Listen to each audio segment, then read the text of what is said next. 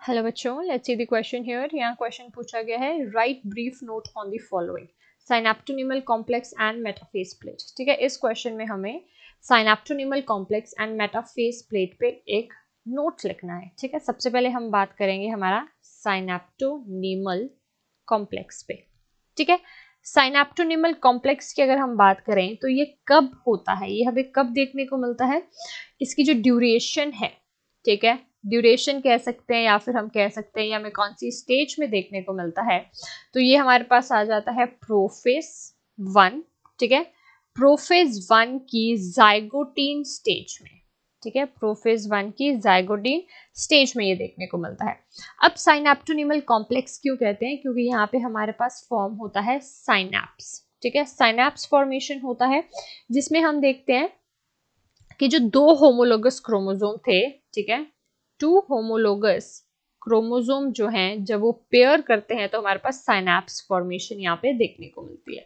ठीक है, अब इसमें कैसे होता है, इस तरह से हमारे पास जो है वो एक क्रोमोसोम आ गया।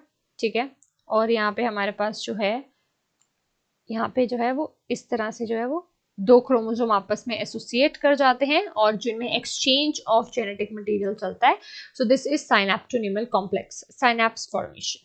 ठीक है, और यही जो चीज है, ठीक है, यही साइनेप्टोनीमल कॉम्प्लेक्स जो है, इसी में हमें क्या देखने को मिलता है, क्रॉसिंग ओवर देखने को मिलती है। क्रॉसिंग ओवर मतलब कि इसी पे जो है वो स्ट्रैंड्स जो है वो एक्सचेंज होते हैं एंड साथ ही साथ में यहाँ पे हमें क्या देखने को मिलता है, क्रॉसिंग ओवर के बाद रिकॉम्बिनेशन यानी कि वेरिएशंस देखने को मिलते हैं हमें।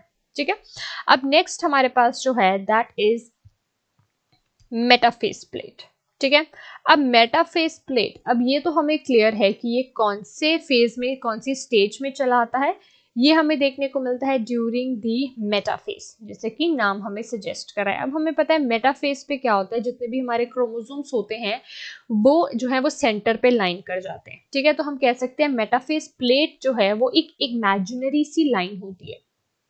ठीक है, ड्यूरिंग द सेल डिवीजन ये एक इमेजिनरी लाइन होती है जो कि एट द इक्वेटर या फिर हम कह सकते हैं एट द सेंटर जो है ऑफ द सेल ये फॉर्म होती है। ठीक है, इसमें क्या होता है, जो हमारे क्रोमोसोम हैं, ठीक है, जो क्रोमोसोम पेयर होते हैं वो काफी ज्यादा क्लोज आ जाते हैं, get close to spindle fiber. ठीक है, स्पिंडल फाइबर जो इनको हम कह सकते हैं इनकी सेपरेशन में इनके साथ जो अटैच होते हैं फाइबर लाइक स्ट्रक्चर, उनके साथ ये क्लोज हो जाते हैं एंड साथ ही साथ जो है अपने आप को अलाइन कर लेते हैं, अलाइन एट दी प्लेट। ठीक है, तो अब देख सकते हैं कि यहाँ पे जो हमारे पास मूवमेंट ऑफ क्रोमोसोम होती है टुवर्ड्स दी मेटाफेज प्लेट, जब वो आपस में क्लोज आ जाते हैं उसे हम कहते हैं कॉन्ग्रेशन। ठीक है, कॉन्ग्रेशन में क्या होता है, जितने भी क्रोमोसोम थे जो हमारे अवे फ्रॉम द सेंटर थे वो अपने आप को इस तरह से जो है वो अलाइन कर लेते हैं एट दी सेंटर।